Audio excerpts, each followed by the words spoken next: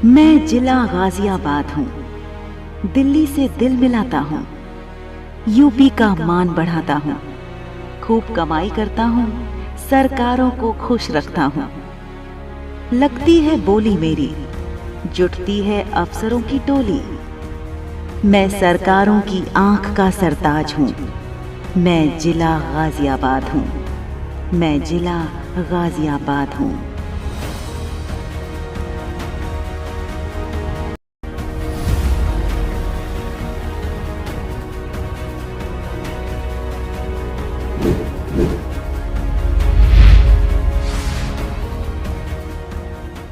हिंडन नदी के तट पर स्थित केसर के मैदान पर हुए शोध से ये प्रमाणित होता है कि गाजियाबाद का इतिहास 2500 ईसा पूर्व पुराना है। यहाँ हुए शोध कार्य और खुदाई में मिले अवशेषों से इसकी प्राचीनता की जानकारी प्राप्त होती है। गाजियाबाद जिले की पूर्वी सीमा पर एक कोट्ट नामक गांव स्थित था, जो प्रसिद्ध सम्राट समुद्रगुप्त से संबंधित था। दरअसल समुद्रगुप्त ने कोट्टकुलजम और इसके किले पर विजय प्राप्त करने के बाद इसी गांव में अश्वमेध के यज्ञ का आयोजन किया था।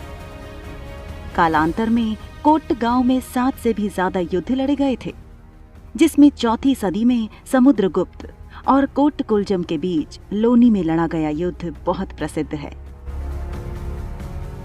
इसी युद्ध से गाजियाबाद शहर की नींव पड़ी और साथ ही साथ मुगलों के भारत में आगमन तक इस क्षेत्र पर हिंदू राजाओं का आधिपत्य बना रहा। फलस्वरूप मुगलों के आगमन से इस क्षेत्र के राजनीतिक व प्रशासनिक व्यवस्था में परिवर्तन दिखाई पड़ने लगा था और सन 1740 ईस्वी में वजीर गाजीउद्दीन ने इस शहर का नाम अपने नाम पर ही गाजीउद्दीन नगर रखा, जो समय के साथ साथ अपने नाम में परिवर्तन के कारण गाजियाबाद नाम से विख्यात है। इतिहास के सुनहरे पन्नों में वर्तमान गाजियाबाद शहर पर न जाने कितने शासकों ने अपनी हुकूमत का डंका बजाया, जिसमें समुद्रगुप्त, मोहम्मद बिन तुगलक, तैमूर, मुगल और मराठा का नाम प्रमुखता के साथ शामिल है। मुगलों ने इस शहर को 4 आलीशान दरवाजों के अंतर्गत बसाया था, जिनके दरवाजे क्रमशः Dasna gate, Delhi gate, Sihani gate और शाही गेट के नाम से जाने जाते हैं। आधिकारिक रूप से गाजीउद्दीन नगर का नाम गाजियाबाद में तब परिवर्तित किया गया जब यहाँ रेलवे स्टेशनों के सुदृढ़ जाल का विकास हो गया और समय के साथ चौथा दरवाजा यानी शाही गेट का नाम भी बदलकर बाजार गेट कर दिया गया। आजादी के बाद एक बार फिर नामकरण के आपाधापी में पुनः इस गेट का नाम परिवर्तित कर जवाहर गेट किया गया, जो आज भी अपने नाम के साथ जिंदा है, जबकि बाकी तीनों दरवाजों के नाम अपनी पुरातनता के महत्व को बनाए हुए हैं। इतिहास की गहराइयों में जाने पर परत दर परत इस मिट्टी से जुड़े एक और रोचक युद्ध की कहानी का स्मरण होता है, जो मराठों और मुगलों के बीच लड़ा गया था। इस युद्ध में मराठों ने मुगलों को हराकर जीत हासिल कर ली और साथ ही उन्होंने यहाँ अपना राज कायम कर लिया।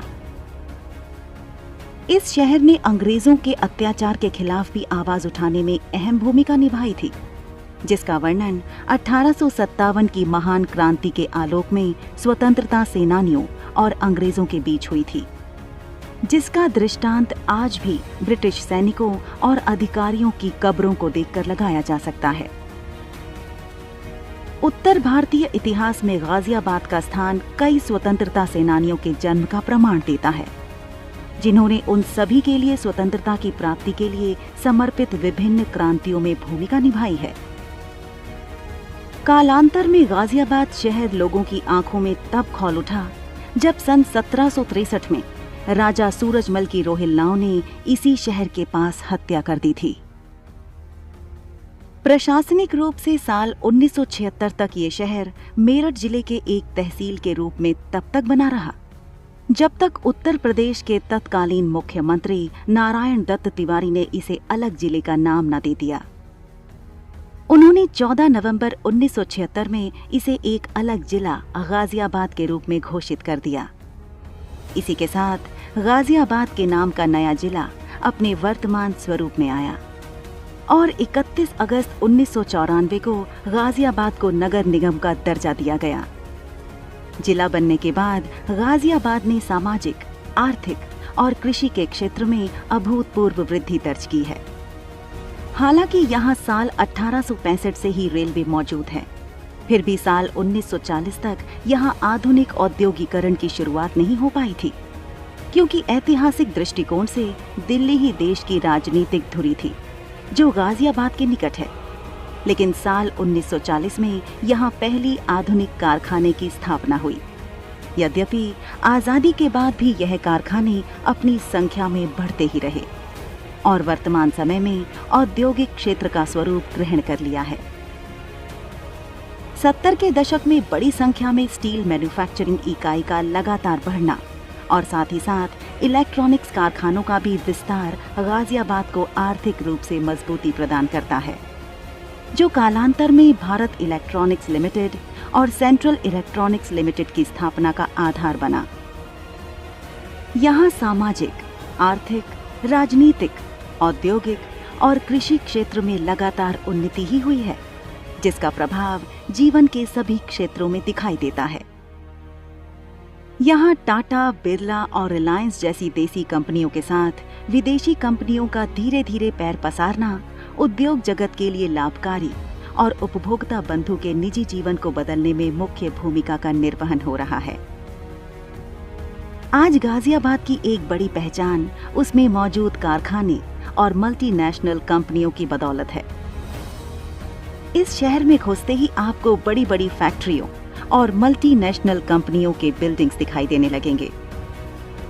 गाजियाबाद को कहीं ना कहीं आधुनिक भारत की छवि कहना निरर्थक प्रतीत नहीं होता है। इस तरह कभी युद्ध और जमीन के तौर पर एक अहम स्थान रहा गाजियाबाद, जो न जाने कितने हुक्मरानों को बनते और बिगड़ते हुए दृश्य को अपने अंदर समेटे हुए है, जिसके ऐतिहासिक धरा के प्रतिबिंब का स्पष्ट अवलोकन करते हुए भौगोलिक अंचल के वर्णन से आपको रूबरू कराने का प्रयास करते हैं। जनपद गाजियाबाद उत्तर प्रदेश राज्य के पश्चिमी छोर पर देश की दो प्रमुख नदियों गंगा व यमुना के मध्य स्थित है। इस जनपद की सीमाएं उत्तर प्रदेश में मेरठ एवं बागपत, दक्षिण में गौतम बुद्ध नगर एवं बुलंदशहर, पूर्व में हापुड़ तथा पश्चिम में यमुना नदी पार कर दिल्ली प्रांत एवं हरियाणा की सीमाओं से मिलती है। इस जनपद का आकार आयताकार है। जनपद की सीमाएं उत्तर दक्षिण व पूर्व पश्चिम में लगभग बराबर हैं। इसकी सर्वाधिक लंबाई पूर्व में 40 किलोमीटर है। यह जनपद उत्तर प्रदेश के विकसित जनपदों में से एक है और इसकी सीमा देश की राजधानी दिल्ली से मिली हुई है। इसीलिए गाजियाबाद को उत्तर प्रदेश का प्रवेश द्वार कहा जाता है। जनपद गाजियाबाद का भौगोलिक क्षेत्रफल वर्ष 2011 की जनगणना के आधार पर 777.9 वर्ग किलोमीटर है। गाजियाबाद रेलवे लाइन के माध्यम से भी देश के सभी भागों से अच्छी तरह से जुड़ा हुआ है। यह एक रेलवे जंक्शन है और कई रेलवे लाइनों के क्रमबद्ध जाल से भी जुड़ा है, जो गाजियाबाद से होकर गुजरती है। मुख्य रेलवे स्टेशन शहर के बीच में स्थित है, जहां आसानी से पहुंचा जा सकता है और साथ ही साथ यहां के प्रमुख बस अड्डे मोहन नगर, लोहिया नगर, वसुंधरा और मेरठ रोड के करीब स्थित हैं, जहां से उत्तर प्रदेश राज्य सड़क परिवहन निगम की बसें पूरे राज्य के लिए चलती हैं। गंगा, यमुना और हिंडन यहाँ की मुख्य नदियां हैं, जो साल भर पानी से भरी रहती हैं। इसके अलावा जिले में कुछ मौसमी नदियां भी हैं, जिनमें काली नदी प्रमुख है। इनके साथ गंगा नहर भी जिले से होकर निकलती है और जिसकी विभिन्न शाखाओं के माध्यम से जिले में सिंचाई की जाती है। गंगा नहर गाजियाबाद के लोगों के साथ ही दिल्ली के लोगों को भी पीने के पानी की जरूरतों को पूरा करती है और साथ ही बड़ी संख्या में निजी अस्पताल और स्वास्थ्य केंद्रों का जाल होने के कारण आसपास के गांव और कस्बों जैसे पिलखवा, हापुड़, डासना आदि के निवासियों को भी स्वास्थ्य सेवाएं प्रदान करने का कार्य करता है। गाजियाबाद औद्योगिक शहर है, जहां मुख्य रूप से रेल वैगन, सैन्य सामग्री, इलेक्ट्रॉनिक उपकरण, डीजल इंजन, विद्युत लेपन, साइकिल, मशीनरी, पर्दों के कपड़े, कांच के बने पदार्थ, बर्तनों, वनस्पति तेल, रंग और वार्निश, भारी जंजीरों, टंकड़ फीते अर्थात टाइपराइटर रिबन आदि का निर्माण होता है, जो रोजगार की तलाश में घर से दूर रह रहे लोगों के लिए एक बेहतर विकल्प प्रस्तुत करता है।